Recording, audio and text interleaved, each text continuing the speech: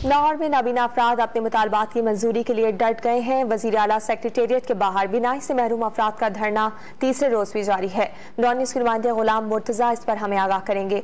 गुलाम मुर्तजा, बताइएगा नाबीना अफराद के मुतालबात क्या हैं और क्यों सरापा एहतजाज है?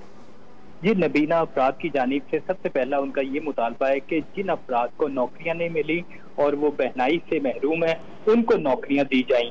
और इसी तरह जिन अफराद को नौकरियां दी गई हैं लेकिन वो मुस्तकिल नहीं है, उनको मुस्तकिल किया जाए। 3 रोज से जो वज़ीर आला पंजाब सेक्रेटेरिएट के बाहर ये बैठे हैं और धरना दे रहे हैं, उनकी जानिब से हुकूमत के खिलाफ नारेबाजी भी की जा रही है। जबकि उससे कबल उन्होंने दहोरी लाई रोड पर धरना दिया, किनान रोड पर धरना दिया और अपने मुतालबात के लिए पंजाब हुकूमत से मुतालबा भी किया कि उनके जो मुतालबात उन्हें तस्लीम किया जाए।